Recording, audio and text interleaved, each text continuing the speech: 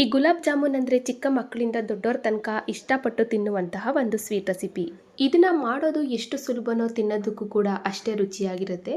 ಆದರೂ ಕೂಡ ಈ ಗುಲಾಬ್ ಜಾಮೂನ್ಗಳನ್ನ ಮಾಡುವಾಗ ಒಂದೊಂದ್ಸಲ ಫೇಲ್ ಆಗಿಬಿಡುತ್ತೆ. ಆದರೆ ಈ ವಿಧಾನದಲ್ಲಿ ಟ್ರೈ ಮಾಡಿ ಖಂಡಿತ ನೀವು ಕೂಡ ಸಾಫ್ಟ್ ಆದ ಗುಲಾಬ್ ಜಾಮೂನ್ನ ಪರ್ಫೆಕ್ಟಾಗಿ ಮಾಡ್ಕೋಬೋದು. ಫೇಲ್ ಆಗೋ ಚಾನ್ಸೇ ಇಲ್ಲ.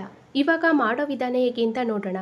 ವೆಲ್ಕಮ್ ಟು ಶೋಭಾ ಸವಿರುಚಿ. ನೀವಿನ್ನು ನನ್ನ ಚಾನಲ್ನ ಸಬ್ಸ್ಕ್ರೈಬ್ ಮಾಡ್ಕೊಂಡಿಲ್ಲ ಅಂದರೆ ಸಬ್ಸ್ಕ್ರೈಬ್ ಮಾಡ್ಕೊಳ್ಳಿ, ಹಾಗೆ ಬೆಲ್ ಬಟನ್ನು ಕೂಡ ಕ್ಲಿಕ್ ಮಾಡಿ. ಇವಾಗ ಸಾಫ್ಟ್ ಆದ ಗುಲಾಬ್ ಜಾಮೂನ್ ಮಾಡ್ಕೊಳ್ಳೋದಕ್ಕೆ ಇಲ್ಲಿ ನಾನು ಗುಲಾಬ್ ಜಾಮೂನ್ ಪಾಕೆಟ್ನ ತೋರಿಸ್ತಾ ಇದ್ದೀನಿ. ಈ ರೀತಿ ಒಂದು ಪಾಕೆಟ್ನ ನಾನು ಪೂರ್ತಿಯಾಗಿ ಉಪಯೋಗಿಸ್ತಾ ಇದ್ದೀನಿ.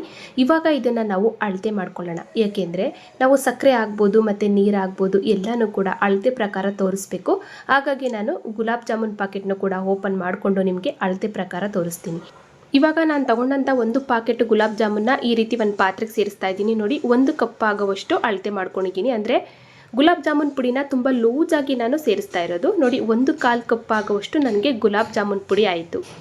ನೋಡಿ, 1.5 ಕಪ್ ಆಗಿಲ್ಲ, ಅಂದರೆ ತುಂಬ ಲೂಸ್ ಆಗಿದೆ. ಹಾಗಾಗಿ 1/4 ಕಪ್ ಆಗುವಷ್ಟು ಗುಲಾಬ್ ಜಾಮೂನ್ ಪುಡಿ ಆಗಿದೆ.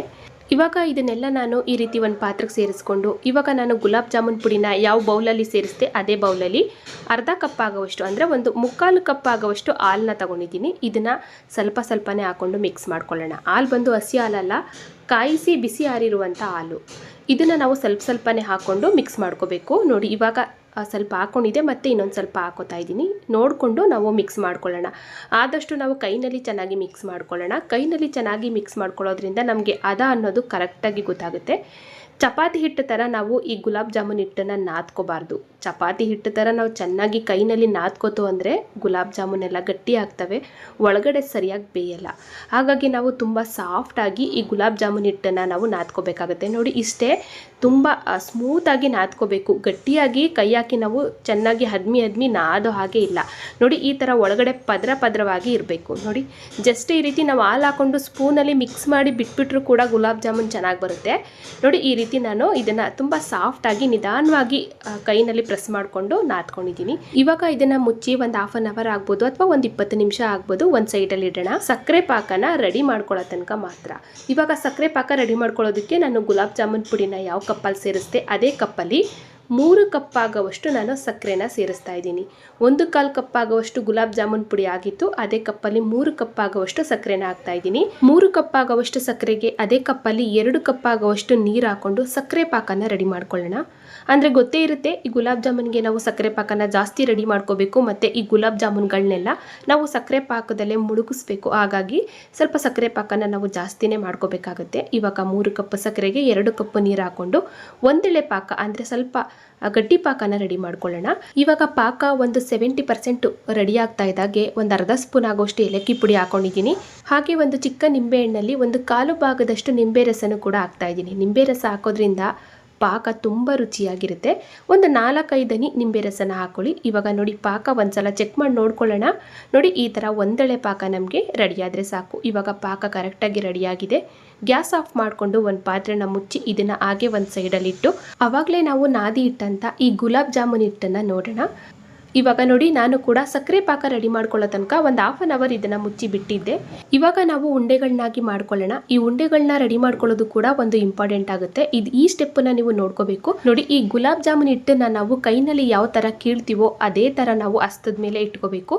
ಹಸ್ತದ ಮೇಲೆ ಇಟ್ಕೊಂಡು ನಿಧಾನವಾಗಿ ನಾವು ಪ್ರೆಸ್ ಮಾಡಿಕೊಂಡು ಉಂಡೆಗಳನ್ನ ಮಾಡ್ಕೋಬೇಕು. ತುಂಬ ಜೋರಾಗಿ, ಅಂದರೆ ತುಂಬ ಒರಟಾಗಿ ನಾವು ಅದ್ಮಿ ಉಂಡೆಗಳನ್ನಾಗಿ ಮಾಡ್ಕೋಬಾರ್ದು. ಈ ರೀತಿ ಮಾಡೋದ್ರಿಂದ ಗುಲಾಬ್ ಜಾಮೂನು ಕೂಡ ಗಟ್ಟಿ ಆಗ್ಬಿಡುತ್ತೆ, ಚೆನ್ನಾಗಿ ಬರಲ್ಲ.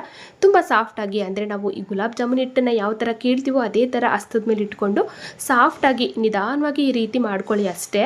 ಸ್ವಲ್ಪನೂ ಕೂಡ ಕ್ರಾಚಸ್ ಇಲ್ಲದೆ ಇರೋ ಹಾಗೆ. ನೋಡಿ, ಈ ರೀತಿ ನಾವು ಉಂಡೆ ಮಾಡ್ಕೊಂಡ್ರೆ ಆಯಿತು. ನಿಧಾನವಾಗಿ ಉಂಡೆ ಮಾಡ್ಕೋಬೇಕು. ತುಂಬ ಗಟ್ಟಿಯಾಗಿ ನಾದ್ಕೊಂಡು ಉಂಡೆಗಳನ್ನ ಮಾಡೋದಕ್ಕೆ ಹೋಗಬೇಡಿ. ನೋಡಿ, ಈಗ ನಾನು ಕೂಡ ಒಂದಿಷ್ಟು ಉಂಡೆಗಳನ್ನ ರೆಡಿ ಮಾಡಿ ಇಟ್ಕೊಂಡಿದ್ದೀನಿ. ನೋಡಿ, ಮೇಲ್ಗಡೆ ಸ್ವಲ್ಪನೂ ಕೂಡ ಕ್ರಾಚಸ್ ಇರಬಾರ್ದು. ಈ ರೀತಿ ನಯಸ್ಸಾಗಿ ನಾವು ಉಂಡೆಗಳನ್ನ ಮಾಡಿಟ್ಕೋಬೇಕು. ಇವಾಗ ಇದು ಕರೆಕ್ಟಾಗಿ ರೆಡಿಯಾಗಿದೆ. ಎಣ್ಣೆನ ಕಾಯ್ದಕ್ಕೆ ಇಟ್ಕೊಂಡು ಈ ಗುಲಾಬ್ ಜಾಮೂನ್ಗಳನ್ನ ಬೇಯಿಸ್ಕೊಳ್ಳೋಣ. ಇವಾಗ ಎಣ್ಣೆನೂ ಕೂಡ ಆಲ್ರೆಡಿ ಕಾದಿದೆ. ಕಾದಿರುವಂಥ ಎಣ್ಣೆಗೆ ಉರಿನ ಕಡಿಮೆ ಮಾಡ್ಕೋಬೇಕು. ಉರಿ ಮಾತ್ರ ಲೋ ಫ್ಲೇಮಲ್ಲಿ ಇರಬೇಕು. ಗುಲಾಬ್ ಜಾಮೂನ್ನ ಸೇರಿಸುವಾಗ ಉರಿ ಫುಲ್ಲು ಲೋ ಫ್ಲೇಮ್ ಮಾಡಿಕೊಂಡು ನೋಡಿ, ಈ ರೀತಿ ಉಂಡೆಗಳನ್ನ ನಮಗೆ ಎಷ್ಟು ಬೇಕಷ್ಟು ಉಂಡೆಗಳನ್ನ ಹಾಕ್ಕೊಂಡು ಗುಲಾಬ್ ಜಾಮೂನ್ನ ನಾವು ಹದವಾಗಿ ಬೇಯಿಸ್ಕೋಬೇಕಾಗುತ್ತೆ. ಕೊನೆ ತನಕನೂ ನಾವು ಮೀಡಿಯಮ್ ಟು ಲೋ ಫ್ಲೇಮಲ್ಲಿ ಅಡ್ಜಸ್ಟ್ ಮಾಡಿಕೊಂಡು ನಿಧಾನವಾಗಿ ಈ ಗುಲಾಬ್ ಜಾಮೂನ್ಗಳನ್ನ ಬೇಯಿಸ್ಕೋಬೇಕು. ನೀವೇನಾದರೂ ಐ ಫ್ಲೇಮ್ ಇಟ್ಕೊಂಡು ಗುಲಾಬ್ ಜಾಮೂನ್ನ ಮಾಡ್ಕೋತು ಅಂದರೆ ನಿಜವಾಗ್ಲೂ ಚೆನ್ನಾಗಿ ಬರಲ್ಲ. ನೀವು ಕಡಿಮೆ ಹುರಿನಲ್ಲಿ ಮಾಡಿಕೊಂಡಷ್ಟು ಗುಲಾಬ್ ಜಾಮೂನ್ಗಳು ತುಂಬ ಸಾಫ್ಟಾಗಿ ತುಂಬ ಚೆನ್ನಾಗಿ ಬರುತ್ತೆ, ಒಳಗಡೆನೂ ಕೂಡ ಹದವಾಗಿ ಬೆಂದೋಗುತ್ತೆ. ಈ ಜಾಮೂನ್ಗಳನ್ನ ಬೇಯಿಸುವಾಗಲೂ ಅಷ್ಟೇ ನಾವು ಈ ರೀತಿ ಉರುಳಿಸಾಡ್ಕೊಂಡೇ ಬೇಯಿಸಬೇಕು. ಆ ಜಾಲರಿಯಿಂದ ನಾವು ಈ ಥರ ಕೊನೆ ತನಕನೂ ಉರುಳಿಸಾಡ್ತಾನೆ ಇರಬೇಕು. ಆವಾಗ ಸುತ್ತ ಒಂದೇ ಕಲರಲ್ಲಿ ಹದವಾಗಿ ಚೆನ್ನಾಗಿ ಬೇಯುತ್ತೆ ನೋಡಿ. ಈ ಥರ ಜಾಲರಿನಲ್ಲಿ ತಿರುಗಿಸ್ತಾನೆ ಇರಬೇಕು. ನೋಡಿದ್ರಲ್ಲ ಕಡಿಮೆ ಹುರಿನಲ್ಲಿ ಎಷ್ಟು ಚೆನ್ನಾಗಿ ಜಾಮೂನ್ಗಳು ಒಂದೇ ಕಲರಲ್ಲಿ ಬೆಂದೋಗಿದೆ ಅಂತ. ಇದೇ ಥರ ನಾವು ಪರ್ಫೆಕ್ಟಾಗಿ ಬೇಯಿಸ್ಕೋಬೇಕಾಗತ್ತೆ. ಸ್ವಲ್ಪ ಟೈಮ್ ಕೊಟ್ಟು ಈ ಗುಲಾಬ್ ಜಾಮೂನ್ಗಳನ್ನ ಮಾಡ್ಕೋಬೇಕು. ನೋಡಿ ಈ ಕರೆಕ್ಟಾಗಿ ರೆಡಿಯಾಗಿದೆ. ಇವಾಗ ನಾವು ಇದನ್ನು ತೆಗೆದು ಆವಾಗಲೇ ರೆಡಿ ಮಾಡಿ ಇಟ್ಟಂತ ಈ ಸಕ್ಕರೆ ಪಾಕಕ್ಕೆ ಸೇರಿಸೋಣ. ಎಲ್ಲಾನು ಕೂಡ ಸೇರಿಸ್ಕೊಂಡು ನೋಡಿ, ಸಕ್ಕರೆ ಪಾಕಕ್ಕೆ ಹಾಕಿದ ಮೇಲೆ ನಾವು ಹಾಗೆ ಬಿಡಬಾರ್ದು. ಈ ಥರ ಸ್ಪೂನಿಂದ ಚೆನ್ನಾಗಿ ಮುಳುಗಿಸ್ಬೇಕು. ಪಾಕದಲ್ಲಿ ಮುಳುಗಿಸ್ಬಿಟ್ಟು ನಾವು ಒಂದು ಪಾತ್ರೆ ಮುಚ್ಚಿಬಿಟ್ಟು ಇವಾಗ ಮತ್ತೆ ಇನ್ನೊಂದು ಬ್ಯಾಚು ಕೂಡ ಸೇಮ್ ಒಂದು ವಿಧಾನದಲ್ಲಿ ಬೇಯಿಸ್ಕೊಳ್ಳೋಣ. ಗುಲಾಬ್ ಜಾಮೂನ್ನ ಬೇಯಿಸುವಾಗ ಉರಿ ಕಡಿಮೆ ಇರಬೇಕು. ಬೇಯಿಸುವಾಗ ಅಂತಲ್ಲ, ಕೊನೆ ತನಕ ಕಡಿಮೆ ಉರಿನಲ್ಲಿ ನಾವು ಬೇಯಿಸ್ಕೋಬೇಕಾಗುತ್ತೆ.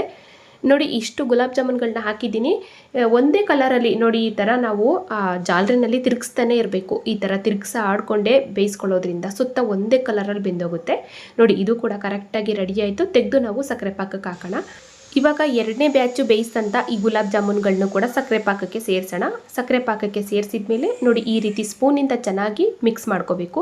ಅಂದರೆ ಗುಲಾಬ್ ಜಾಮೂನ್ಗಳನ್ನ ಮುಳುಗಿಸ್ಬೇಕು. ಸಕ್ಕರೆ ಪಾಕದಲ್ಲಿ ಚೆನ್ನಾಗಿ ಮುಳುಗಿಸ್ಬಿಟ್ಟು ಇದನ್ನು ನಾವು ಕಮ್ಮಿ ಅಂದರೂ 1 ಅವರ್ ಆದರೂ ಸಕ್ಕರೆ ಪಾಕನ ಕುಡಿಯೋದಕ್ಕೆ ಬಿಡಬೇಕು. ಈ ಗುಲಾಬ್ ಜಾಮೂನ್ಗಳನ್ನ ಇವತ್ತು ಮಾಡಿ ನಾವು ಇವತ್ತೇ ತಿನ್ನೋದಕ್ಕಿಂತ ಇವತ್ತು ಮಾಡ್ತು ಅಂದರೆ ನಾಳೆಗೆ ತಿನ್ನಬೇಕು. ಆವಾಗ ತುಂಬ ರುಚಿಯಾಗಿ ತುಂಬ ಸಾಫ್ಟಾಗಿ ಬಂದಿರುತ್ತೆ. ಸಕ್ಕರೆ ಪಾಕನ ಹದವಾಗಿ ಕುಡಿದು ತುಂಬ ರುಚಿಯಾಗಿರುತ್ತೆ ಗುಲಾಬ್ ಜಾಮೂನ್ಗಳು. ಇವಾಗ ನಾನು ಕೂಡ ನೋಡಿ ಈ ರೀತಿ ಎಲ್ಲಾನು ಕೂಡ ಬೇಯಿಸ್ಕೊಂಡು ಸಕ್ಕರೆ ಪಾಕಕ್ಕೆ ಹಾಕಿ ಇದನ್ನು ಮುಚ್ಚಿ 1 ಅವರ್ ನಾನು ಬಿಡ್ತಾ ಇದ್ದೀನಿ. ಇವಾಗ 1 ಅವರ್ ಆದಮೇಲೆ ನೋಡೋಣ. ನೋಡಿ ಗುಲಾಬ್ ಜಾಮೂನ್ಗಳು ಸಕ್ಕರೆ ಪಾಕನ ಕುಡಿದು ಹದವಾಗಿ ರೆಡಿಯಾಗಿದೆ. ಒಂದು ಉಂಡೆಗಳು ಕೂಡ ಒಡ್ಕೊಂಡಿಲ್ಲ, ಒಂದು ಉಂಡೆಗಳು ಕೂಡ ಮಿಕ್ಸ್ ಆಗಿಲ್ಲ, ತುಂಬ ಚೆನ್ನಾಗಿ ಬಂದಿದೆ. ನೋಡಿ ನೋಡೋದಕ್ಕೆ ಈ ಜಾಮೂನ್ಗಳು ಎಷ್ಟು ಚೆನ್ನಾಗಿ ಕಾಣಿಸುತ್ತೋ ಅಷ್ಟೇ ರುಚಿಯಾಗಿರುತ್ತೆ ಮತ್ತು ಅಷ್ಟೇ ಸಾಫ್ಟ್ ಆಗಿರುತ್ತೆ. ನಿಮಗೆ ಒಂದು ಗುಲಾಬ್ ಜಾಮೂನ ನಾನು ಓಪನ್ ಮಾಡಿ ತೋರಿಸ್ತೀನಿ. ನೋಡಿ ಒಳಗಡೆ ಎಷ್ಟು ಚೆನ್ನಾಗಿ ಬೆಂದಿದೆ ಅಂದರೆ ಒಂದೇ ಸಮನಾಗಿ ಹದವಾಗಿ ಗುಲಾಬ್ ಜಾಮೂನು ಬೆಂದಿದೆ. ಇದೇ ರೀತಿಯಾಗಿ ನಾವು ನಿಧಾನವಾಗಿ ಬೇಯಿಸ್ಕೋಬೇಕು. ಖಂಡಿತ ನೀವೇನಾದರೂ ಗುಲಾಬ್ ಜಾಮೂನ್ ಮಾಡಬೇಕಂತ ಅಂದ್ಕೊಂಡ್ರೆ ಈ ವಿಧಾನದಲ್ಲಿ ಟ್ರೈ ಮಾಡಿ ತುಂಬ ಸಾಫ್ಟಾದ ಗುಲಾಬ್ ಜಾಮೂನ್ನ ಮಾಡ್ಕೋಬೋದು. ನೋಡಿ ಇಷ್ಟೇ, ಫೈನಲಿ ಎಲ್ಲ ಗುಲಾಬ್ ಜಾಮೂನ್ಗಳು ಕೂಡ ರೆಡಿ ಆಯಿತು, ತುಂಬ ರುಚಿಯಾಗಿ ಮತ್ತು ತುಂಬ ಸಾಫ್ಟಾಗಿ. ಖಂಡಿತ ಟ್ರೈ ಮಾಡಿ. ಇವತ್ತಿನ ಈ ರೆಸಿಪಿ ನಿಮಗೆಲ್ಲ ಇಷ್ಟ ಆಯಿತು ಅನ್ಕೋತೀನಿ. ಇಷ್ಟ ಆದರೆ ಲೈಕ್ ಮಾಡಿ, ಶೇರ್ ಮಾಡಿ. ಹಾಗೆ ಇದೇ ರೀತಿ ಇನ್ನಷ್ಟು ಈಜಿ ರೆಸಿಪಿಗಳಿಗಾಗಿ ವೆಲ್ಕಮ್ ಟು ಶೋಭಾ ಸವಿರುಚಿ ಈ ಚಾನಲ್ನ ಸಬ್ಸ್ಕ್ರೈಬ್ ಮಾಡ್ಕೊಳ್ಳಿ. ಹಾಗೆ ಬೆಲ್ ಬಟನ್ನು ಕೂಡ ಕ್ಲಿಕ್ ಮಾಡಿ ಮತ್ತು ನಿಮ್ಮ ಅನಿಸಿಕೆನ ಕಮೆಂಟಲ್ಲಿ ತಿಳಿಸಿ. Thank you.